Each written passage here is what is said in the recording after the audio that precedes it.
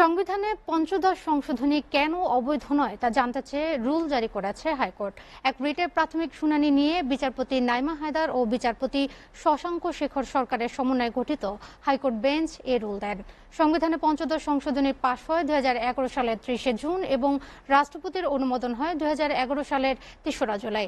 এই সংশোধনী দ্বারা সংবিধানের ধর্মনিরপেক্ষতা ও ধর্মীয় স্বাধীনতা পুনর্বহাল করা হয় এবং রাষ্ট্রীয় মূলনীতি হিসেবে জাতীয়তাবাদ, সমাজতন্ত্র, গণতন্ত্র ও ধর্মনিরপেক্ষতার নীতি সংযোজন করা হয়। এই সংশোধনীর মাধ্যমে শেখ মুজিবুর রহমানকে জাতির জনক হিসেবেও স্বীকৃতি দেওয়া হয়। এই সংশোধনী দ্বারা তত্ত্বাবধায়ক সরকার ব্যবস্থা বাতিল করা হয়। জাতীয় সংসদে মহিলাদের জন্য সংরক্ষিত আসন সংখ্যা বিদ্যমান 45-এর স্থলে 50 করা হয়। সংবিধানের 7 অনুচ্ছেদের পরে 7-এর ক ও 7-এর খ অনুচ্ছেদ সংযোজন করে সংবিধান বহির্ভূত পন্থায় রাষ্ট্রীয় ক্ষমতা দখলের পথ রুদ্ধ করা হয়। বিরোধী দল বিএনপি বর্জনের মাধ্যমে 291 ভোটে বিলটি পাশ হয়। এ বিষয়ে আরো জানতে হাইকোর্ট থেকে যোগ দিচ্ছেন সহকর্মী মিজান আহমেদ। আমরা সরাসরি চলে যাচ্ছি তার কাছে। মিজান, শুনানিতে আইনজীবীরা পঞ্চদশ সংশোধনী নিয়ে আর কি বলেছেন, বিস্তারিত জানাবেন।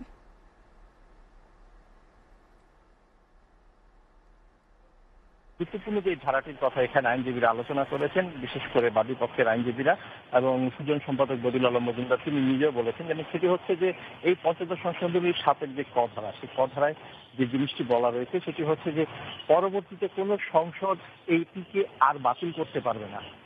এই যে পরবর্তীতে কোনো সংসদ আর বাতিল করতে পারবে না, এটিতেই তাদের একটি বড় আপত্তি রয়ে গেছে এবং তারা যেমনটি বলছেন যে আসলে পঞ্চদশ সংশোধনী বাতিলের কারণেই কিন্তু এই যে জুলাইয়ের যে গণ অভ্যুত্থান হয়েছে, এই জুলাই গণ অভ্যুত্থানের নেপথ্যেও রয়েছে কিন্তু এই যে জুলাই যে গণ অভ্যুত্থান হয়েছে, এই জুলাই গণ অভ্যুত্থানের নেপথ্যেও রয়েছে পঞ্চদশ সংশোধনী। কারণ সরকারের অধীনে যে 4টি নির্বাচন হচ্ছে, সেই 4টি নির্বাচনেই কিন্তু যে দল ক্ষমতায় ছিল সেই নির্বাচনের পর কিন্তু সেই দল আর ক্ষমতায় থাকতে পারেনি, যার কারণে বাংলাদেশের নির্বাচনী ইতিহাসে প্রমাণিত হয়েছে যে অন্তর্বর্তী সরকার বা কেয়ারটেকার সরকারের মধ্যে দিয়ে একটি অবাধ, সুষ্ঠু ও গ্রহণযোগ্য নির্বাচন অনুষ্ঠান করা সম্ভব হয়। তবে সবচেয়ে যে বিষয়টি তারা এনেছেন যে সেই বিষয়টি হচ্ছে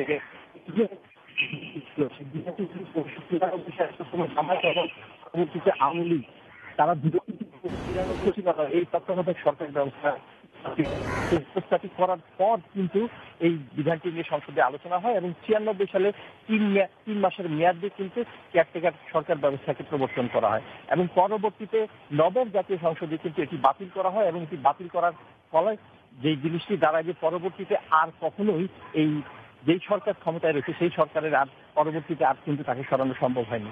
এবং সুজন সম্পাদক আরো বলছেন যে এর কারণে যেটি হয়েছে যে জনগণের প্রতি রাষ্ট্রের যে জবাবদিহিতা, ভোট দেওয়ার যে অধিকার, সেই অধিকারটি আসলে নষ্ট হয়েছে পঞ্চদশ সংশোধনীর মাধ্যমে এবং এই ভোট দেওয়ার অধিকারটি নষ্ট হওয়ার কারণেই সরকার আর জনগণের প্রতি জবাবদিহি নয়, সরকারের মধ্যে একটি স্বৈরতান্ত্রিক মনোভাবের সৃষ্টি হয়েছে এবং সেই ধারাবাহিকতায় কিন্তু এই দীর্ঘদিনের যে একটি ক্ষোভ, একটি বঞ্চনা, সেই বঞ্চনার ধারাবাহিকতায় কিন্তু এই আজকের যে জুলাইতে যে আন্দোলনটি হয়েছে এবং অতএব তারা বলছেন যে অবশ্যই সেই বিষয়গুলোকে আমলে নিয়ে যে পঞ্চদশ সংশোধনীর যেই গুরুতর যে লঙ্ঘন হয়েছে সাংবিধানিক অধিকার, সেই লঙ্ঘনটি শুদ্ধ করা উচিত। এবং তারা আরো বলছে যে এই বিষয়টিতে আইনজীবীদের একটি মতামত নেওয়া প্রয়োজন। এক্ষেত্রে অ্যাটর্নি জেনারেল মোহাম্মদ আসাদুজ্জামান বলেছেন যেহেতু এটি স্ট্যাটুটরি বিধান এবং সংবিধানের বিধিবদ্ধ বিষয়, সেহেতু এখানে গুরুত্বপূর্ণ বিষয় রয়েছে এবং এটি আইনজ্ঞদের সাথে অন্যান্য অ্যামিকাস কিউরি কিংবা যারা বিজ্ঞ আইনজীবী রয়েছেন, সংবিধান প্রণেতা রয়েছেন, তাদের সাথে আলোচনা করে রাষ্ট্রপক্ষ তাদের সাবমিশনটি এটি ঠিক করবে এবং আগামী 8 সপ্তাহ পর কিন্তু এই গুরুত্বপূর্ণ বিষয়টি আবার কিন্তু কোর্টে আসবে এবং আজকে কিন্তু বাদী পক্ষ থেকে এই বিষয়টিতে একটা স্থগিতাদেশ দেওয়া হয়েছিল, সেই স্থগিতাদেশের পক্ষেও কিন্তু আদালত রাজি হয়নি এবং রাষ্ট্রপক্ষ থেকেও আপত্তি জানানো হয়েছিল, কারণ যে স্ট্যাটুটরি ইস্যুতে কখনোই স্থগিতাদেশ দেওয়ার সুযোগ নেই, কারণ সংবিধানের বিধিবদ্ধ ইস্যুতে স্থগিতাদেশ থাকতে পারে না। তবে এই ক্ষেত্রে আদালত অবশ্যই ব্যাখ্যা দিতে পারে এবং সেই ব্যাখ্যাটি হয়তো আইনি ব্যাখ্যাটি দুই পক্ষেরই হয়তো একটি লিখিত ব্যাখ্যা 8 সপ্তাহ পর যখন এই শুনানিটি শুরু হবে সেই শুনানিটি জানা যাবে এবং এর মধ্য দিয়ে কিন্তু আরো কিছু প্রশ্ন এসে যাবে। সেক্ষেত্রে হচ্ছে আপনার দশম সংসদ, একাদশ সংসদের যে নির্বাচন, সেই নির্বাচনের বিষয়গুলো কিন্তু চলে আসবে, কারণ 3 জোটের রূপরেখার মধ্য দিয়ে কিন্তু একটি ঐক্যবদ্ধ মতামতের ভিত্তিতেই এই অন্তর্বর্তী বা তত্ত্বাবধায়ক সরকার ব্যবস্থা কিন্তু সংবিধানে যুক্ত হয় এবং আপনার মাধ্যমে দর্শককে জানিয়ে রাখি 268 বনাম 0 ভোটে অর্থাৎ নিরঙ্কুশ সমর্থনের মধ্য দিয়ে কিন্তু এই বিধানটি সংবিধানে যুক্ত হয় এবং পরবর্তীতে সেই বিধানটি বাতিল করা হয়।